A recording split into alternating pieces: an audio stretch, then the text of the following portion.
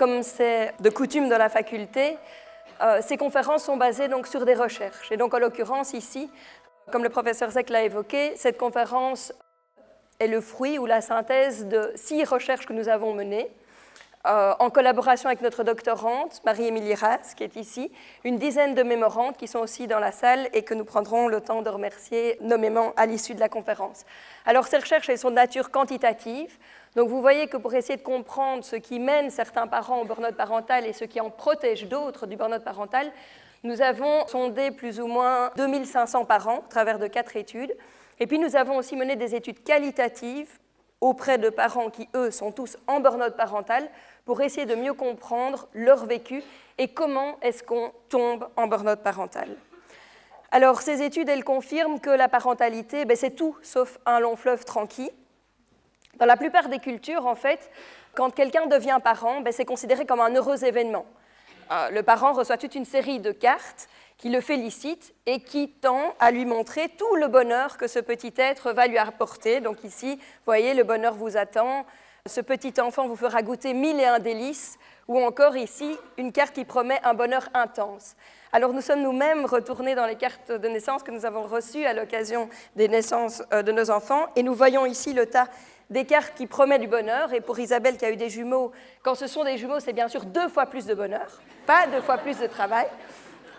Et nous voyons ici le tas des cartes qui nuancent un peu le propos.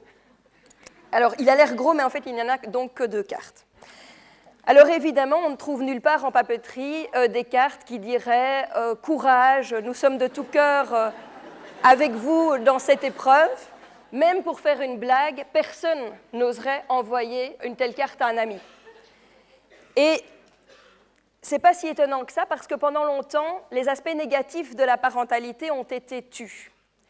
Et pourtant, la parentalité, on s'en rend bien compte, c'est de l'émerveillement, c'est des joies, c'est énormément de bonheur, c'est beaucoup de sens, mais ce n'est pas que ça. C'est aussi des énormes responsabilités, des responsabilités vis-à-vis de l'enfant, de son éducation, de sa santé, des valeurs qu'on doit lui inculquer, des bêtises, des conflits à gérer. Et au mieux, tout ça provoque du stress, et au pire, on se retrouve avec des parents qui perdent complètement les pédales. C'est ainsi qu'on a vu apparaître, au XXIe siècle, il a fallu attendre le XXIe siècle pour voir apparaître des programmes télévisés tels que Super Nanny ou Le Grand Frère, ou encore On a échangé nos mamans, qui ont le mérite en fait de montrer pour la première fois dans les médias qu'être parent, c'est difficile.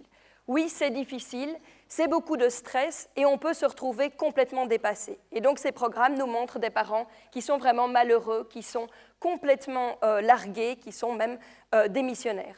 Alors au XXIe siècle aussi, on a vu apparaître des films qui, sur le ton de l'humour, nous donnent à voir quand même le côté plus sombre de la parentalité.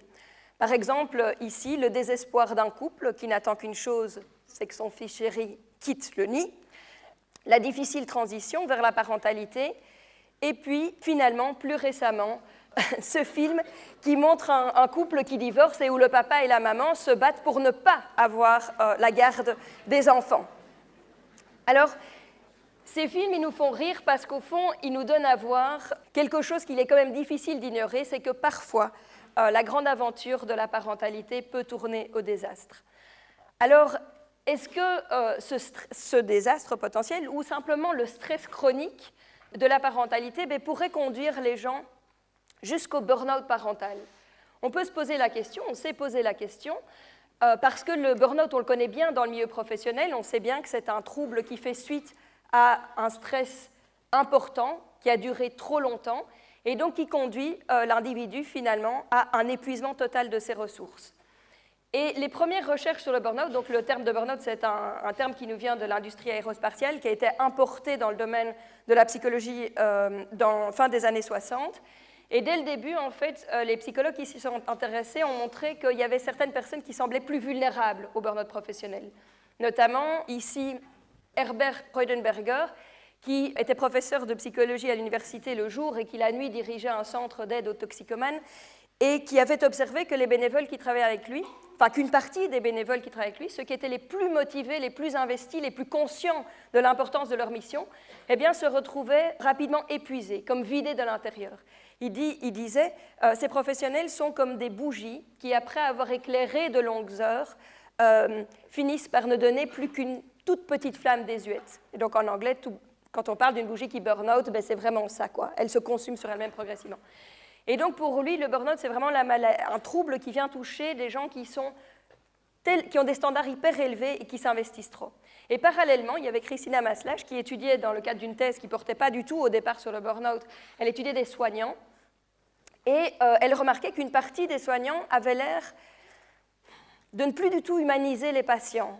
Ces soignants parlaient de l'estomac de la chambre 21, du sein de la chambre 24, et ça l'interpellait parce que ces gens semblaient avoir à cœur d'aider les autres et pourtant ils semblaient déconnectés de leurs patients. Et donc elle a théorisé le burn-out comme étant un trouble qui survient quand on doit aider les autres. Et finalement, donc, on peut se poser la question du parent dont le rôle consiste à aider ses enfants et qui sont quelque part presque par nature très très investis dans leur mission. Alors, juste pour introduire ce qu'on présentera après sur le burn-out parental, dans le monde professionnel, le burn-out est aujourd'hui conceptualisé comme comportant 3 dimensions. C'est un syndrome qui est dit tridimensionnel, avec d'un côté un épuisement physique et émotionnel. On est au bout du rouleau, c'est une fatigue telle qu'une nuit de sommeil ne suffit pas à récupérer, que la simple pensée du travail suffit à être épuisante, qui conduit le travailleur à se distancier de ses clients, de ses patients, à les dépersonnaliser même, et qui résulte enfin en une perte d'efficacité professionnelle. Vous imaginez bien que la personne qui dépersonnalise ses clients, in fine, elle ne peut plus faire correctement son boulot et donc elle perd aussi son épanouissement. Donc maintenant, on peut se poser la question de savoir si on peut réellement faire un rapprochement entre le burn-out professionnel et le burn-out parental. Et donc on a décidé de vous passer une petite vidéo pour vous persuader, parce que c'est notre avis, qu'on peut vraiment faire un parallèle entre les deux. Just give me 1 second. Thank Sure. you. Sorry. Hey. Hi. 2 minutes. Thank you. Hi. Good afternoon. Sorry about that. Oi.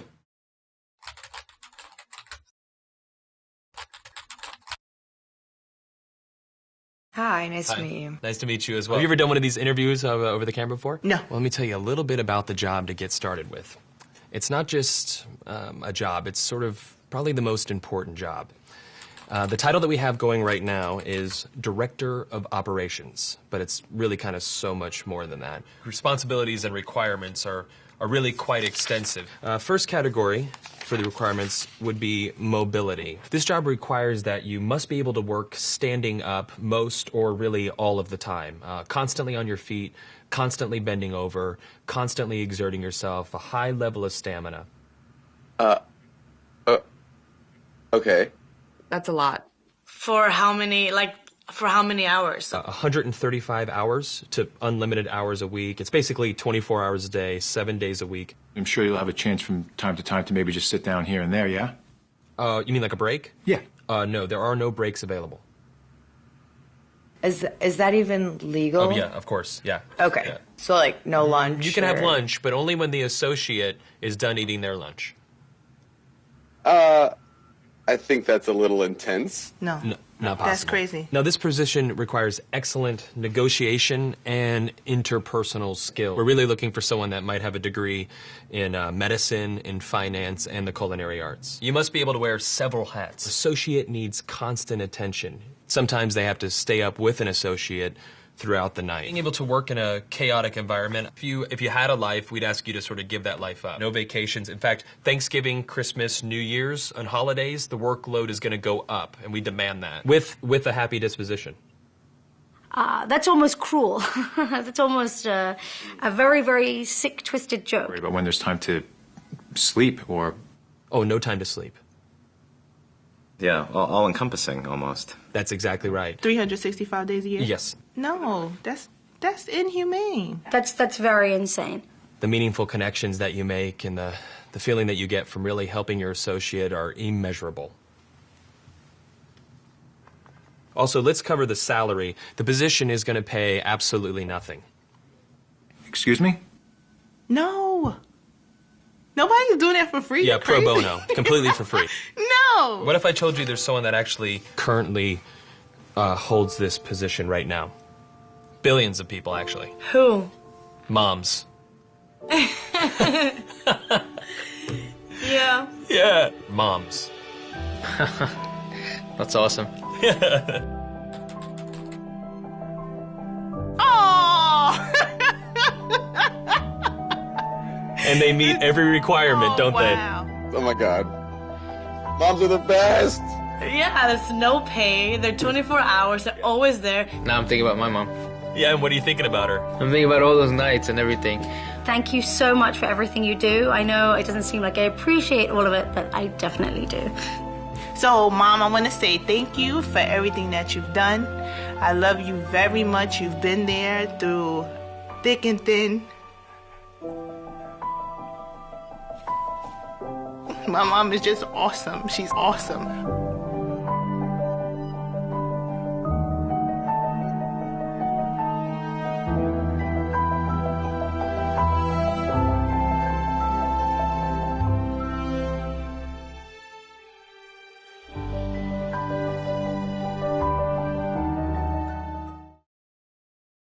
Ok, vous avez vu, on peut certainement faire un rapprochement entre le burn-out professionnel et le burn-out parental, et on peut certainement considérer qu'être parent, c'est un travail à temps plein, avec la particularité qu'on ne peut jamais démissionner. Alors, le burn-out professionnel, il est apparu, vous le savez peut-être, dans les années 70, dans un contexte de crise socio-économique qui fait que les travailleurs se sont retrouvés en fait, dans une situation où on leur demandait de faire de plus en plus de choses avec de moins en moins de temps et de moins en moins de moyens. Et cette augmentation de la pression sur les travailleurs va augmenter la charge et le ressenti de cette pression et va correspondre à une augmentation de la fréquence des cas de burn-out dans tous les secteurs professionnels.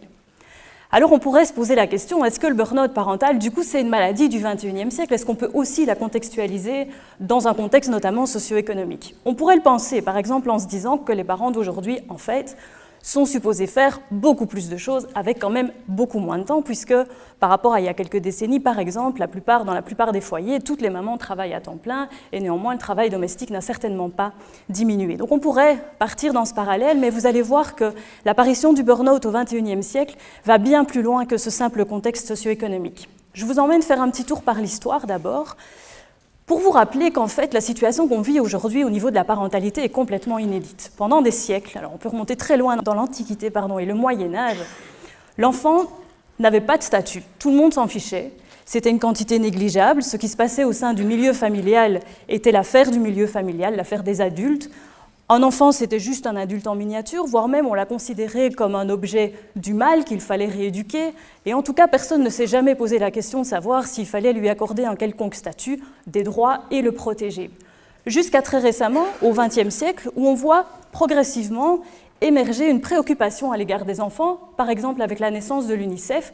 Et puis, le point culminant, c'est 1989, avec la Déclaration universelle des droits de l'enfant, qui vient tout à coup donner un statut très particulier à l'enfant et dire à tous ces États qui ratifient cette convention que l'enfant, c'est un être qu'on doit protéger, dont on doit promouvoir le développement social, intellectuel, la santé, le bien-être et ouvrir tout le champ de ses potentialités. Et ça, c'est complètement inédit dans l'histoire. Cette focalisation sur l'enfant, elle va aussi modifier le regard qu'on porte sur les parents, parce que si vous avez la curiosité d'aller lire cette déclaration, qu'est-ce qu'on y dit? On y dit bien sûr tous les droits de l'enfant, mais on y dit aussi tous les devoirs des parents qui entourent l'enfant, parce que ce sont les parents qui ont la charge de promouvoir le développement de l'enfant, sa santé, son bien-être, son bonheur, et de lui permettre de pouvoir exercer ses droits. Et la Convention va encore plus loin que ça, parce que tous les États qui ont ratifié cette Convention, et ils sont nombreux, plus de 190 dans le monde, presque tous les États, sont chargés d'assurer une surveillance, c'est-à-dire de faire en sorte de vérifier que les parents font bien leur job, c'est-à-dire qu'ils permettent bien à l'enfant d'exercer ses droits et qu'ils sont de bons parents. Parce que quand ce n'est pas le cas, les États ont la charge de mettre tout ce qu'il faut en œuvre pour protéger l'intérêt supérieur de l'enfant, et ça peut aller jusqu'au retrait de l'enfant du milieu familial. Et donc cette situation de l'enfant qui est au cœur des préoccupations, des parents qui sont chargés de grosses responsabilités, sous le regard surveillant, inquisiteur parfois, de la société qui les regarde. Et puis il n'y a pas que l'histoire. Nous les psychologues, on a aussi joué beaucoup un rôle dans cette histoire et dans la survenue par exemple du burn-out parental. Pourquoi ? Parce que dans la deuxième moitié du XXe siècle, on a mené beaucoup de recherches sur la question de l'attachement. Et qu'est-ce que ces recherches vont montrer, de façon répétée, il y en a des milliers et des milliers dans la littérature, vont montrer à quel point l'attachement entre le parent et l'enfant, dès le début de la vie, est crucial pour tout le développement tout au long de la vie. Et qu'un attachement raté, alors quand je dis un attachement raté, c'est dans les premiers mois de vie, va avoir des conséquences extrêmement importantes pour le bien-être, le développement de l'enfant, et même sa capacité des années plus tard à être capable lui-même de se mettre en couple et de s'attacher à ses propres enfants. Et puis on a mené des tas de recherches aussi, nous les psychologues, sur ce qu'on appelle les pratiques éducatives, c'est-à-dire comment est-ce qu'il convient de bien éduquer un enfant, est-ce qu'il y a des pratiques qui sont meilleures que d'autres, qu'est-ce que ça a comme conséquence sur le développement de l'enfant, et notamment on a montré que bien sûr il fallait préférer les pratiques chaleureuses, où vous êtes proche de l'enfant, où vous partagez des émotions positives, parce que quand vous vous fâchez sur lui, ou pire encore, que vous levez la main ou que vous élevez la voix, eh bien, vous allez avoir des conséquences très dommageables sur le développement de l'enfant sur le long terme, où de nouveau, vous n'allez pas promouvoir sa santé mentale. Alors vous allez me dire qu'aucun d'entre vous, et la plupart des parents, bien sûr, n'ont ni lu la Déclaration des droits de l'enfant, et encore moins lu nos fameux articles scientifiques qui sont insondables. Vous avez raison, mais toutes ces connaissances, toutes ces recherches et toute cette manière de voir l'enfant transparaît dans votre vie quotidienne. Je vais vous montrer quelques exemples. La première des choses, c'est que tous ceux d'entre vous qui ont déjà mis les pieds dans une maternité ou dans une école maternelle sont tous déjà tombés sur des campagnes de ce type où on vous dit, quand vous avez des enfants, vous devez allaiter. Parce que c'est très important pour leur santé, mais c'est aussi très important pour développer un lien d'attachement qui soit fort. Alors il y a des tas d'hôpitaux qui sont la belle amie des bébés et qui vous mettent une pression d'enfer pour que vous fassiez ça, parce que c'est mieux pour le bébé. Ce n'est pas forcément mieux pour vous, mais en tout cas c'est mieux pour le bébé. Et du coup, si vous ne pouvez pas le faire ou si vous n'avez pas envie de le faire, il faudra vous justifier et puis vous éprouverez toujours un petit coin de culpabilité.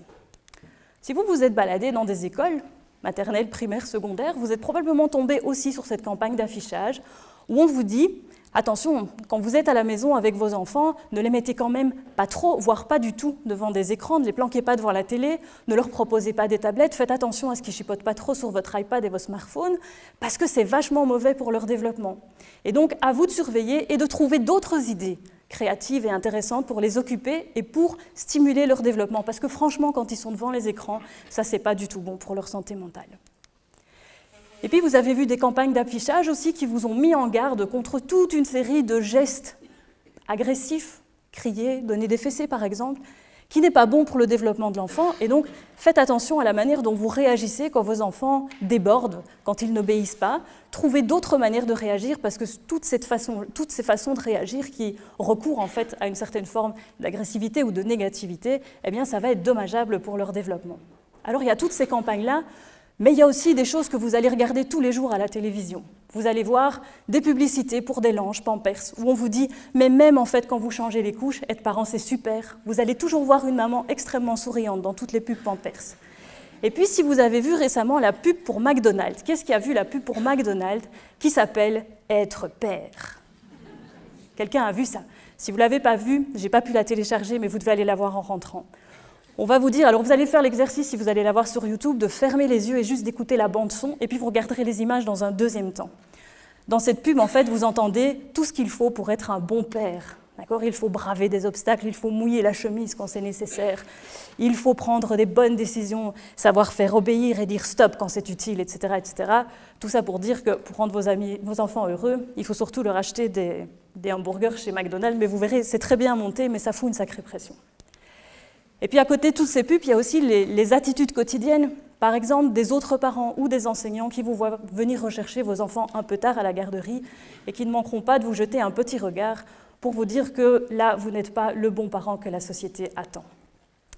Alors vous voyez, dans ces conditions-là, eh bien oui, c'est une maladie du XXIe siècle parce que les parents ne se sont jamais posé autant de questions sur leur parentalité.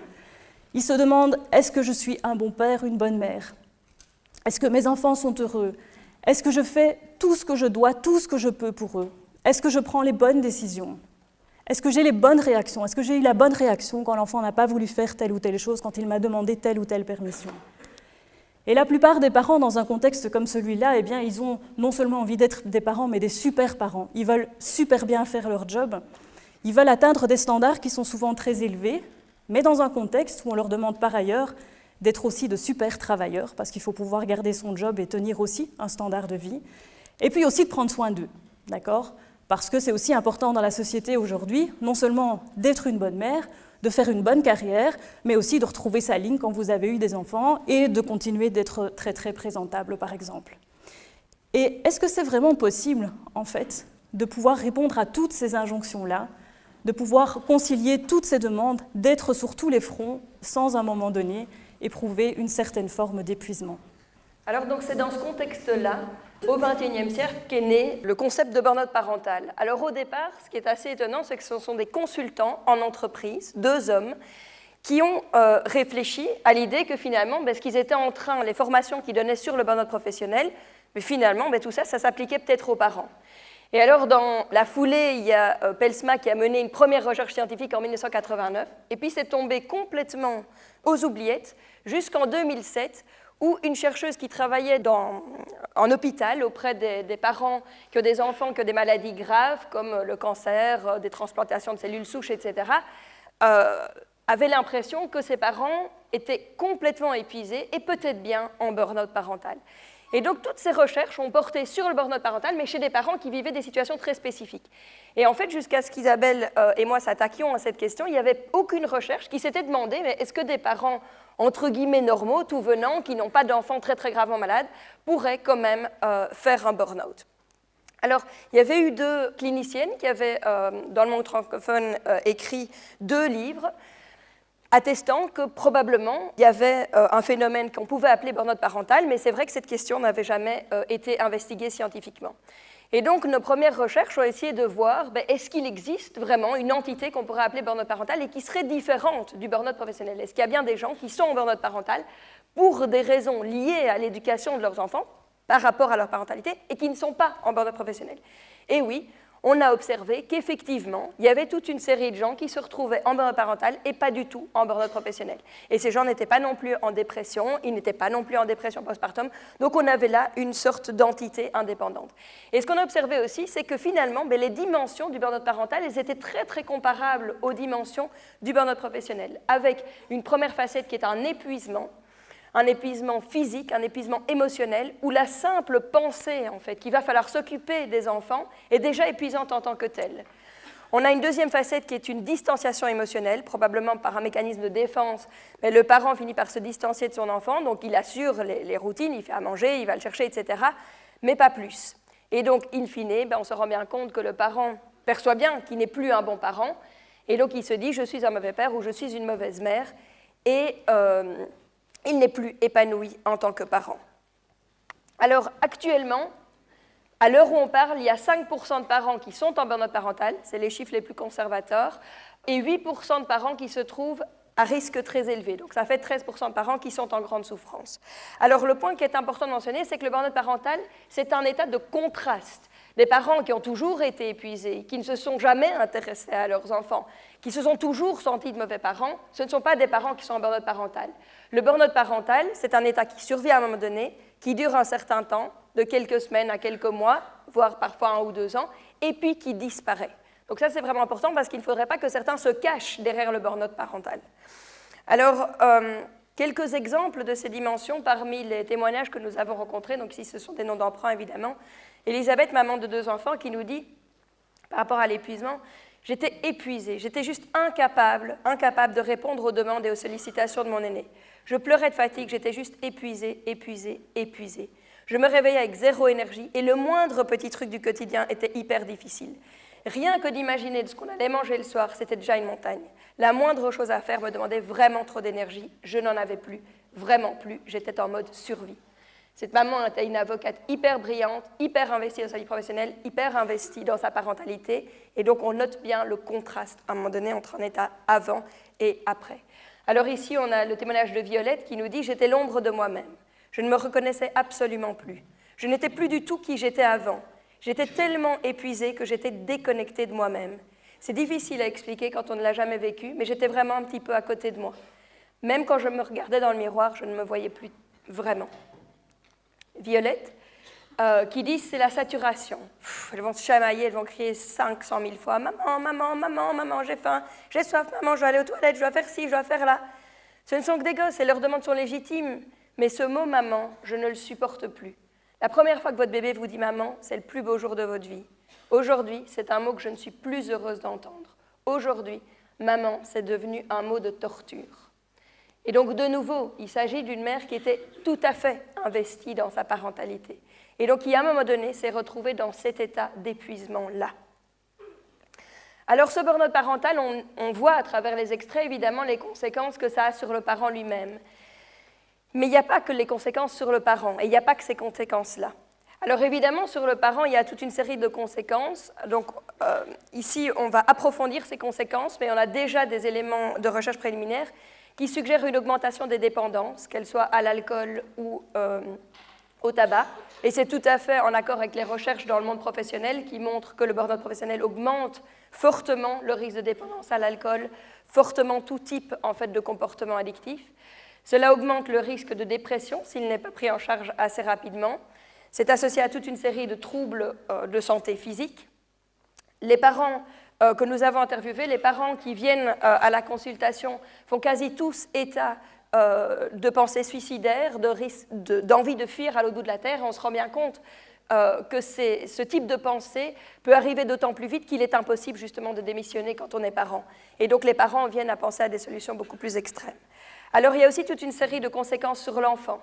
Celles qu'on relève dans les recherches qualitatives, ce sont des conséquences qui sont de deux ordres. On est soit du côté de la négligence, le parent n'arrive plus à prendre soin de son enfant, ou on est plutôt du côté de la maltraitance. Et là encore, c'est tout à fait cohérent avec des recherches sur le burn-out professionnel qui ont été menées notamment par Didier Truchot, qui est dans la salle, et qui a montré que les soignants en maison de repos, les soignants qui sont victimes de burn-out, sont, il devrait me corriger, 4 fois plus à risque de maltraiter les résidents et 5 fois plus à risque de les négliger. Donc ce n'est pas du tout étonnant qu'on observe ça aussi au niveau du burn-out parental. Donc ici, je vous donne de nouveau un exemple, Violette qui dit, là on est plutôt du côté de la négligence, donc elle était bien dans son travail et elle était tellement épuisée de sa vie parentale qu'elle ne voulait plus revenir. Je ne voulais plus revenir du travail, mais il fallait bien. Quand je rentrais, je me mettais dans le canapé et je dormais. Jusque 6 heures, elles étaient seules. Il faut savoir qu'une de ces deux filles a 3 ans et une autre 8 ans, donc ce n'est pas comme si c'était des ados. Donc quand je rentrais, je me mettais dans le canapé, elles étaient donc seules, le temps que mon mari arrive. Physiquement, j'étais là, mais en pensée, psychiquement, je n'étais pas là. C'était dangereux. Et donc elle nous dit, donc ça aussi, c'est difficile, se dire que je les mets en danger parce que je n'ai plus la force de m'en occuper. Alors, du côté d'une violence qui ici est plutôt verbale, mais on a d'autres récits qui suggèrent que ça peut aller jusqu'à la violence physique. On a Elisabeth qui nous dit « J'avais vraiment des crises de colère très très intenses à l'égard de ma première fille que je ne supportais plus. Ça me faisait mal au cerveau quand elle partait avec ses cris et ses pleurs. Et du coup, oui, j'avais vraiment des hurlements hystériques, très violents, une violence verbale très forte. J'essayais très fort de lutter contre la violence physique, mais il m'est arrivé d'avoir eu envie de la tuer. Un jour, elle ne voulait plus faire de sieste. Or, la sieste, j'y tenais. C'était juste pas possible d'encore gérer l'après-midi si elle ne dormait pas. Du coup, je l'avais mise dans son lit. Sa tête avait heurté le bord du lit, elle s'était mise à pleurer. Et là, j'avais vraiment eu envie. J'aurais juste eu envie de la boxer jusqu'à la mort. C'est à ce moment-là que j'ai consulté une psy parce que je me suis dit, là, je ne peux pas, je mets en danger les enfants. Donc, voilà. On n'a pas été jusqu'aux témoignages qui sont les plus difficiles à entendre, mais il y a des choses qui sont vraiment difficiles à entendre. Alors, il y a aussi des conséquences sur le conjoint, qui peut être l'épouse, si c'est le mari qui fait le burn-out parental, ou l'époux, si c'est la femme. Donc ici, c'est une maman qui témoigne et qui dit « J'étais exaspérée, oui, exaspérée par mon aîné, qui me sollicitait, alors que j'avais juste besoin d'un moment avec mon nouveau bébé et que j'étais fatiguée. Et donc oui, j'étais énervée par cet enfant, etc. J'essayais de gérer. Puis du coup, quand mon mari arrivait, j'explosais parce que je n'en pouvais plus. Et j'essayais de me décharger sur lui plutôt que sur les enfants. Mais du coup, je l'injuriais. C'était vraiment horrible. Donc voilà, on voit que c'est un syndrome qui a de multiples conséquences qui peuvent être relativement dévastatrices, à la fois pour le parent lui-même, pour le couple et pour les enfants. Alors on peut se poser la question de si on tombe en burn-out. Parce qu'on dit tomber en burn-out, est-ce que c'est vraiment quelque chose qui se passe comme ça du jour au lendemain, comme si on tombait dans un trou? Ce que les recherches qualitatives suggèrent, c'est que c'est plutôt un processus qui part d'un terreau, qui est fertile au burn-out parental, qui serait le parent idéal. Donc des parents qui se mettent énormément de pression, soit parce qu'ils ont eu une mère parfaite, soit parce qu'ils ont eu une mère défaillante, soit parce que Ce sont des parents de même sexe qui se disent que si leur enfant déconne, tout le monde va se dire que c'est parce qu'ils sont homo. Peu importe, au départ, on a un parent qui se met énormément de pression avec des idéaux parentaux extrêmement élevés, puis qui se surinvestit pour être à la hauteur de cet idéal parental, et qui se surinvestit au point de se sacrifier lui-même. Des mamans qui ne mangent plus à midi, qui ne font plus aucune activité avec leurs amis, qui même ne font plus d'activité en couple. Et au début, ce sacrifice n'est pas pesant. Et c'est ça le problème, c'est que les signes avant-coureurs du burn-out, on n'y prend pas garde. Le parent, il se nourrit en fait de voir que sa présence est indispensable à ses enfants. Et puis, dans ce contexte, il y a un grain de sable qui vient s'insérer dans le rouage et qui vient créer de la frustration. La frustration parce que cet enfant pour lequel on s'est tellement donné, tout d'un coup, il ne veut plus rien faire à l'école. Ou tout d'un coup, il présente d'énormes difficultés. Ou tout d'un coup, il devient cet ado ingrat. Ou peu importe. Et là, naît la frustration. Et le parent, progressivement, c'est de plus en plus difficile pour lui de s'investir dans ce contexte de frustration et ce niveau d'énergie commence à baisser. Et puis, si on n'y prend pas garde, eh bien, on arrive justement jusqu'à ce stade d'épuisement que nous avons décrit. Ok, alors je vous propose maintenant d'essayer de comprendre qu'est-ce qui fait qu'on va progresser vers un état de burn-out parental et quelle en est, alors si on veut utiliser le mot, l'étiologie. Comment on explique que certaines personnes sont en burn-out parental. Une première chose très importante à comprendre, c'est qu'il n'y a pas de cause au burn-out parental. Une cause, c'est comme quand vous avez le virus de la grippe, alors vous développez la grippe. Okay ? Ici, on a affaire à ce qu'on appelle des facteurs de risque. Des facteurs de risque, ce sont des éléments qui sont présents soit chez l'individu, soit dans son environnement, et qui vont augmenter la probabilité que cet individu présente un trouble, et pour le cas qui nous occupe, le burn-out parental. On peut répartir les facteurs de risque, ou ce qu'on appelle aussi les stresseurs, dans 5 grandes familles que sont les facteurs sociodémographiques, les facteurs situationnels, les facteurs personnels, les facteurs dits parentaux et les facteurs de couple. Je vais vous donner quelques petits exemples de chacun des facteurs. Dans les facteurs sociodémographiques, par exemple, on s'est intéressé à savoir, mais tiens, dans combien de mètres carrés vivent les parents? Parce qu'on pourrait se dire que quelque chose qui va générer du stress dans la situation familiale, c'est par exemple d'être une famille nombreuse, mais dans un nombre de mètres carrés très limité, et où donc, quand les enfants font par exemple beaucoup de bruit, ou qu'il y a des conflits entre les enfants, ou entre le couple, on n'a pas en fait d'espace pour respirer et pour gérer la situation, et donc ça pourrait être une situation qui génère du stress au niveau familial. Par exemple, on pourrait aussi dire que peut-être l'âge des enfants peut être une source de stress, dans la mesure où si vous avez des enfants en très bas âge, et plusieurs enfants en très bas âge, ce sont des enfants en fait qui manquent de maturité, qui manquent d'autonomie, et qui vont avoir beaucoup de requêtes à l'égard des parents. Les facteurs situationnels concernent par exemple le fait d'avoir un enfant qui a des grosses difficultés d'apprentissage scolaire et qui va nécessiter beaucoup de temps, par exemple pour effectuer les devoirs, ou un enfant, comme on le disait tantôt, qui souffre d'une maladie chronique et qui va nécessiter beaucoup de soins au quotidien, voire par exemple d'un handicap. Les facteurs personnels, alors il y en a beaucoup, ça touche tout ce qui a trait aux traits de personnalité, aux compétences émotionnelles, et les deux que vous devez certainement retenir, c'est d'une part une forme de perfectionnisme qui semble être une sorte de socle qui est assez commun aux parents, et vous l'avez compris à travers ce que Moira vous a expliqué. Et un autre facteur personnel très important, c'est une difficulté à gérer ses émotions.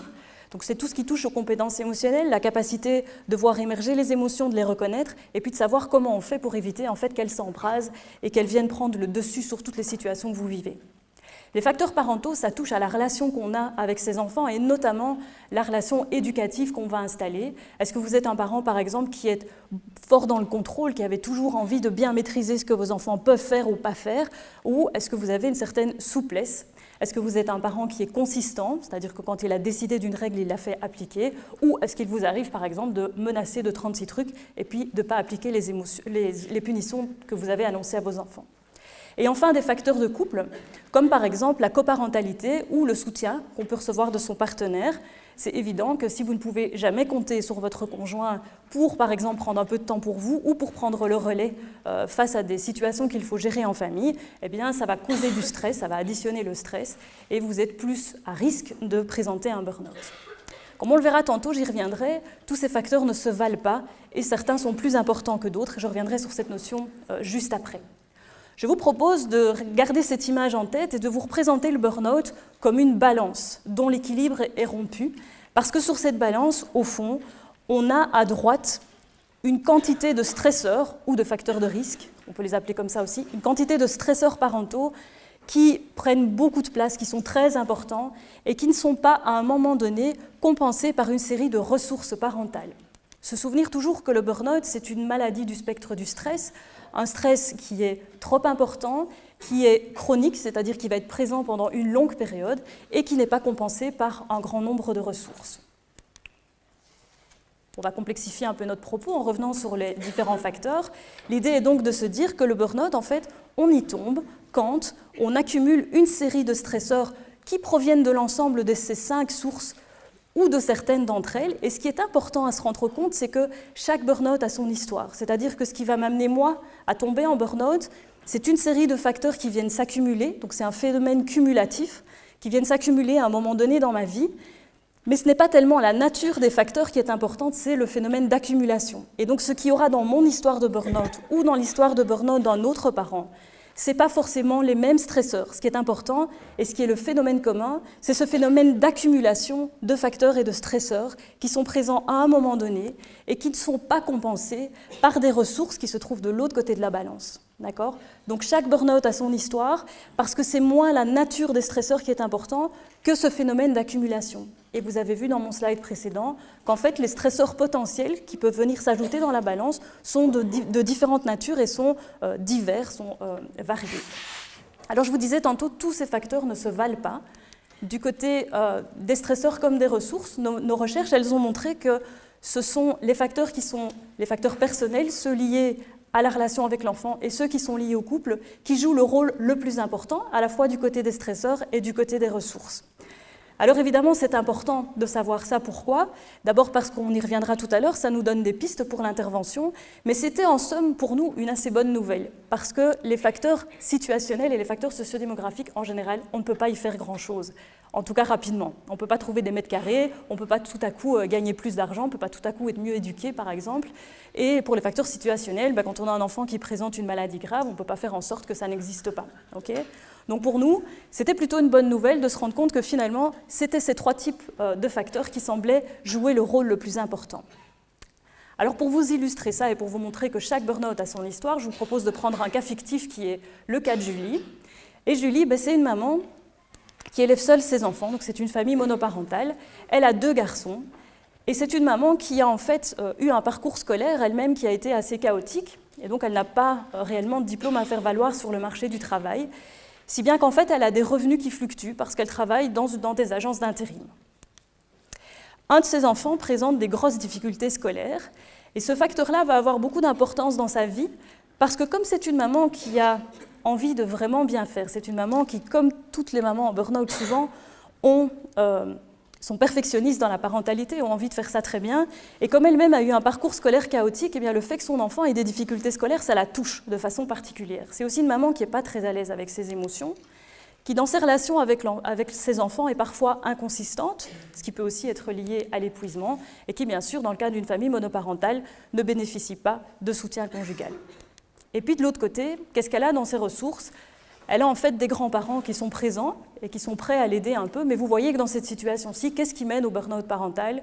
C'est une accumulation de facteurs de risque qui proviennent des 5 domaines dont on a parlé, mais qui ne sont pas suffisamment compensés par une série de ressources qui sont présentes dans le cas de Julie.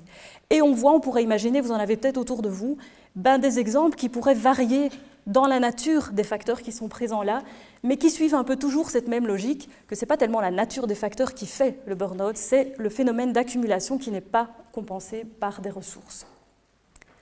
Vous allez bien garder cet exemple en tête parce qu'on va y revenir dans le cadre du traitement. Parce que maintenant, on va s'intéresser à la dernière question qui va nous occuper pour ce soir, c'est finalement comment est-ce que maintenant on sort du burn-out ? Comment est-ce qu'on va pouvoir traiter le burn-out chez les parents qui sont en souffrance ? Alors je dirais que certainement une chose dont on est persuadé, après aussi avoir mené des entretiens approfondis avec des personnes qui étaient en burn-out significatif, c'était de se dire que la première chose à faire, c'est certainement d'accueillir, d'écouter et de laisser dire la souffrance. Pourquoi c'est particulièrement important ? Parce que le burn-out, c'est un trouble honteux. La plupart des gens vont commencer par vous dire qu'ils n'ont jamais osé en parler, qu'ils aimeraient que leur entourage ne sache pas qu'ils consultent pour cette raison-là, parce que oser dire qu'on en a marre de ses enfants, qu'on n'a plus envie de s'en occuper, que si on pouvait, on reviendrait en arrière et qu'en fait, on n'en aurait pas. C'est quelque chose qui est terriblement difficile à assumer et qui génère chez ces parents-là une immense culpabilité, qui fait que c'est quelque chose qui est extrêmement difficile à dire. Et donc je dirais que la première chose qu'on peut leur apporter en termes de soins, c'est un espace de parole, un endroit où on a le droit de dire qu'on est épuisé dans le cadre de sa parentalité et qu'on est en souffrance, ce qui ne veut pas dire qu'on n'aime pas ses enfants, et ça c'est très important de faire la distinction entre les deux. Alors, si vous m'avez bien suivi, vous allez comprendre la logique du traitement assez facilement. La logique du traitement, elle repose d'abord sur ma balance personnelle, c'est-à-dire examiner avec chaque personne en burn-out qu'est-ce qui pèse du côté de mes stresseurs, quels sont les stresseurs auxquels je dois faire face, moi dans ma vie, là, qu'est-ce qui est en train de s'accumuler du côté de mes stresseurs. Et c'est une forme de prise de conscience qui est extrêmement importante dans le début du processus, de se rendre compte que là maintenant, si je me sens épuisée, c'est en effet parce que sont venus s'accumuler toute une série de facteurs de risque et de stresseurs. Et quand on a pris conscience de ces facteurs de risque et de ces stresseurs, une chose qu'on va essayer de faire, c'est de minimiser l'impact que peuvent avoir les stresseurs parmi ceux qui sont les plus importants. C'est-à-dire qu'on va essayer d'abord de se concentrer, évidemment, sur les stresseurs malléables, mais surtout sur les stresseurs qui, en fait, expliquent le plus la survenue du burn-out, comme je vous disais tout à l'heure, donc pas les facteurs situationnels et sociodémographiques, mais on va essayer de diminuer l'impact des facteurs personnels, l'impact des facteurs éducatifs et l'impact des facteurs de couple. Et on ne va pas seulement faire ça, on va aussi mettre dans la balance de quelles ressources, au fait, chaque patient dispose dans son histoire, quelles sont les ressources qui sont présentes, parce qu'on en a toujours, parfois on ne les voit plus, ou parfois on oublie de les solliciter, et on va tâcher avec nos patients de les aider en fait à solliciter davantage les ressources qui sont à leur disposition parfois, ou on va aller les chercher quand elles ne sont pas encore à leur disposition, en se focalisant de nouveau sur ces facteurs qui sont les plus malléables et qui jouent le rôle le plus important. Et en agissant de cette façon-là, on peut espérer progressivement remettre la balance en équilibre, voire même la faire pencher du côté des ressources.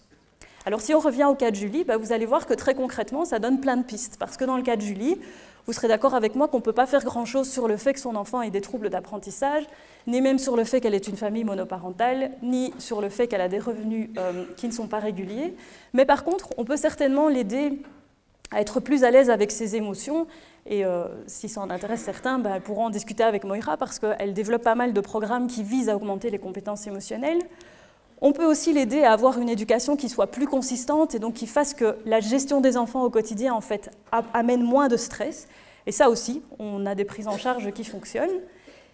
Et puis, on peut davantage solliciter les ressources qui sont présentes, qui sont déjà présentes, mais aussi imaginer d'en ajouter certaines, comme dans le cas de Julie, suggérer par exemple une école de devoirs qui pourrait en fait limiter l'impact des troubles d'apprentissage sur la vie de Julie, parce que je vous ai dit tout à l'heure, par rapport à sa propre histoire, les troubles d'apprentissage chez son enfant, c'est quelque chose qui fait beaucoup de sens pour elle, et donc elle ne peut pas lâcher cet enfant, bien sûr, mais en même temps, elle a du mal à le suivre parce qu'elle-même a suivi un parcours scolaire chaotique, et elle a sans doute besoin d'aller solliciter de l'aide ailleurs, en étant sûre que son enfant, du coup, est bien suivi sur le plan scolaire, mais en limitant l'impact du stress que ça peut avoir sur elle. Et en fonctionnant de cette façon, de nouveau, on peut espérer, c'est un cas tout à fait fictif, restaurer un peu l'équilibre de la balance. Et c'est en suivant l'histoire particulière de chaque burn-out auprès de chaque patient qu'on peut restaurer un tout petit peu l'équilibre. Alors nous pensons que, vous l'avez vu tout à l'heure, bien sûr il y a des gens qui atteignent un niveau de burn-out très élevé, mais il y a aussi tout un espace de prévention qui est ouvert parce que dans le processus que vous a décrit Moira tout à l'heure, vous avez vu que dans les premières étapes, parfois on peut friser le risque du burn-out parce qu'on se laisse aller trop loin dans cette idéalisation de la parentalité, dans le fait de subir des pressions et de se mettre des standards trop élevés et en oubliant de prendre soin de soi.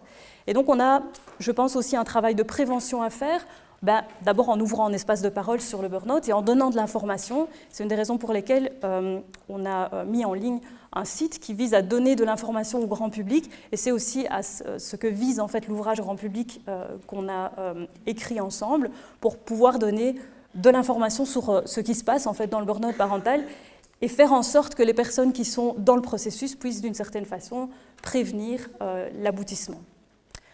Alors après, il y a toute une série de gens qui sont sur la portion médiane du continuum, c'est-à-dire des gens qui sont déjà un peu engagés dans un processus de burn-out, mais qui n'ont pas encore formellement pris la décision de consulter. Et ceux-là, parfois, sont en recherche d'aide, mais ne savent pas très bien comment aller la chercher. Alors nous, ce qu'on a proposé, c'est une application.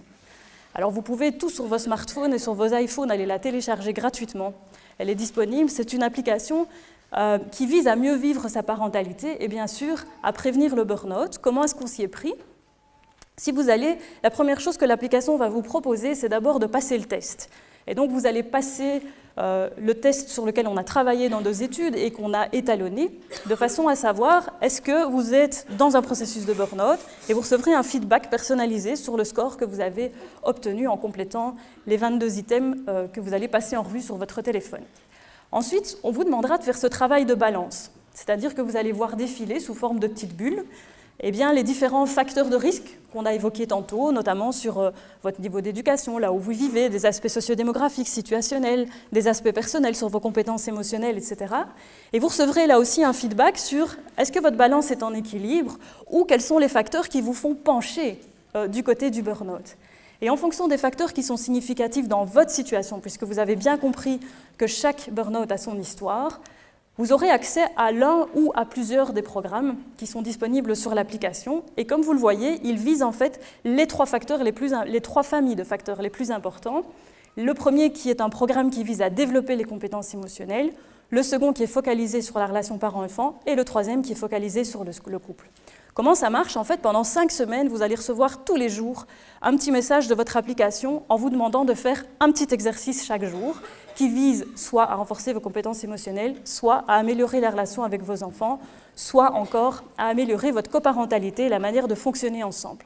Un petit exemple du programme parent-enfant, une des activités qu'on propose en lien avec cette idée qu'on se met souvent des standards très élevés.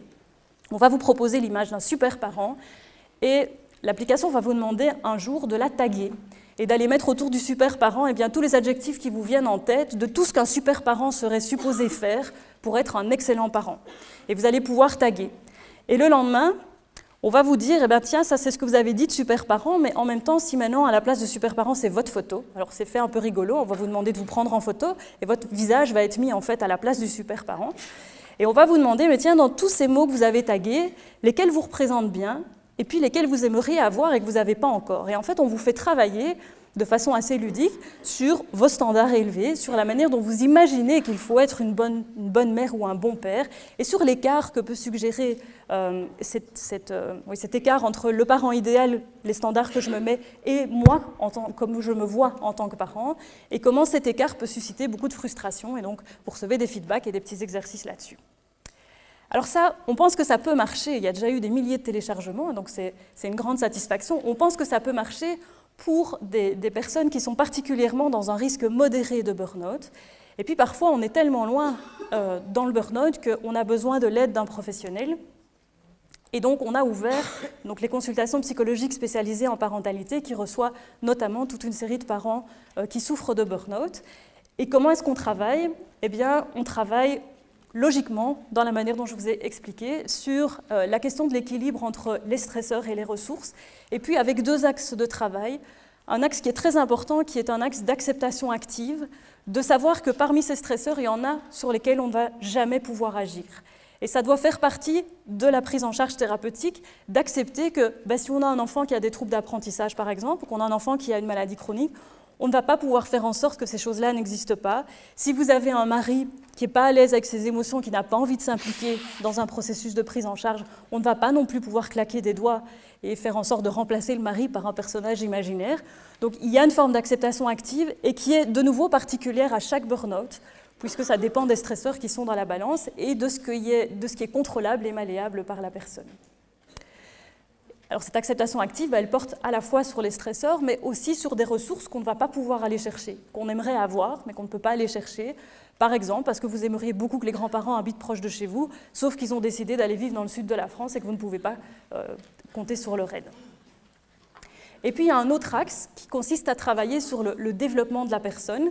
Et ce développement, c'est justement restaurer l'équilibre de la balance, en donnant un rôle actif à la personne qui consiste en fait à voir comment dans sa situation on peut éliminer ou réduire l'impact de certains stresseurs et comment est-ce qu'on peut activement aller rechercher certaines ressources ou mobiliser certaines ressources. Parce que parfois les ressources elles sont là. J'ai en tête par exemple des cas de patients qui disent « moi en fait je reçois du support de mon mari, mais en fait j'en attends plus ». et ils attendent plus dans le vide parce qu'en fait, ils ne communiquent pas clairement ce qu'ils attendent à l'autre. Alors, ils ont une espèce d'illusion de transparence que l'autre va deviner de quoi ils ont besoin pour être soutenus. Et parfois, c'est nécessaire de pouvoir savoir comment est-ce que je vais clairement communiquer, quand, à quel moment, comment, combien de temps j'ai besoin de ton support pour telle et telle chose. Et ça fait partie du travail qu'on peut faire avec eux. Un exercice, par exemple, qu'on amène presque tous les parents à faire, c'est de leur éviter de vouloir être sur tous les fronts à la fois, parce que c'est un peu dans cette idée que c'est des parents qui sont méga investis ou qui ont été méga investis. Ils sont prêts à rien lâcher du tout. Et donc un exercice qu'on leur fait faire, c'est de classer en 3 colonnes les choses qui leur semblent vraiment super importantes, qu'ils ne pourraient pas du tout lâcher pour rien au monde. Et ça, c'est particulier à chaque parent, parce qu'on doit aussi respecter que chacun a ses propres standards. Et puis on fait une colonne au milieu de quelque chose que je pourrais momentanément lâcher un peu, et puis une colonne sur des choses sur lesquelles je suis... j'essaye d'être tout le temps sur le front, mais au fait, je peux admettre que ce sont des choses qui ne sont pas tellement importantes. Et on amène à faire de la nuance. Pourquoi on amène à faire ça? Parce qu'on va essayer de convenir avec le parent que le temps qu'il va récupérer en acceptant de lâcher un peu de prise sur la colonne 2 et la colonne 3, il va du coup récupérer un peu du temps pour s'occuper de lui, pour souffler, mais aussi pour avoir du temps de qualité avec ses enfants.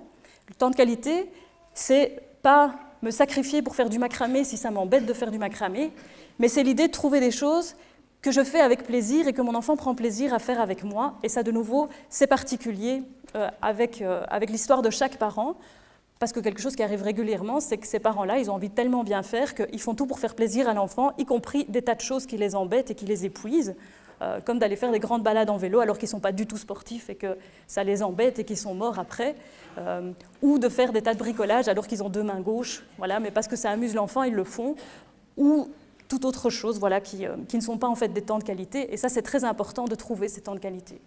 On leur dit aussi que ce travail de 3 colonnes, il est important à faire en couple, quand on est en couple, bien sûr, parce que plus on va être d'accord sur les choses auxquelles il faut accorder beaucoup d'importance et beaucoup de temps, plus cette coparentalité va bien fonctionner et moins le stress ressenti va être fort, puisqu'en fait, on va être 2 à porter les projets et les relations avec les enfants. Et donc, ça permet de travailler beaucoup de choses à la fois, et ça, c'est quelque chose qu'on fait avec la plupart des personnes qui consultent. Alors, tout ça, c'est une vague idée de ce que nous avons fait, et si vous êtes convaincus, si vous avez envie d'en savoir plus, alors on vous invite à lire cet ouvrage, qui donc sera disponible dans le stand librairie à la sortie de l'auditoire, ou dans toutes les bonnes librairies, ou sur Amazon, comme vous voulez, et où vous trouverez notamment dans la partie comment sortir du burn-out toute une série de conseils que vous pouvez vous appliquer à vous-même ou aider des personnes proches à prendre à leur compte et qui vous permettent soit de prévenir, soit en tout cas d'essayer de commencer à sortir de ce processus difficile. Alors qu'est-ce que vous devez retenir en sortant d'ici? Quelques grandes idées importantes. La première, c'est qu'on doit convenir ensemble que la grande aventure de la parentalité, oui, elle peut tourner au désastre, et elle peut tourner au désastre jusqu'à aller dans le burn-out. Que le burn-out, il est fait de 3 dimensions importantes, que sont l'épuisement, la distanciation et la perte d'efficacité. Et donc le burn-out, c'est pas juste se retrouver un soir dans son canapé et être content parce que les enfants sont couchés. C'est pas ça. C'est quelque chose qui dure, c'est un stress chronique et qui va se manifester donc sur base de ces 3 dimensions. Retenir aussi que le burn-out, il survient en raison de l'accumulation de stresseurs qui ne sont pas compensés par des ressources, et que chaque burn-out a son histoire, et qu'on s'en sort en supprimant les stresseurs, ou en tout cas en diminuant leur impact sur nous, et en augmentant les ressources. Et enfin, j'ai envie de dire qu'il y a des interventions qui sont efficaces et qui permettent donc de s'en sortir. Pour terminer, je voudrais, au nom de Moira et moi, remercier toute une série de personnes qui nous ont entourés, en tout cas pour faire ce travail, et qui nous entourent encore, à commencer par Marie-Émilie, qui est notre doctorante et qui a été très active sur toutes ces études, nos 10 mémorantes qui ont travaillé sur le sujet et qui ont largement contribué à collecter les données et à réfléchir avec nous sur tous ces aspects, nos collaborations avec la Mutualité chrétienne qui ont permis de relayer cette enquête ou ces enquêtes auprès de leurs membres et donc d'avoir une participation massive de parents concernés, les différents consultants qui participent au CPS parentalité et qui accueillent régulièrement les parents qui souffrent de burn-out et qui cherchent les meilleures solutions thérapeutiques pour les aider, l'UCL, bien sûr, qui soutient financièrement nos recherches, c'est important. Et puis tous les parents, il y en a peut-être dans la salle d'ailleurs, qui, de près ou de loin, ont un jour participé à une de ces recherches. Voilà, je vous remercie beaucoup pour votre écoute.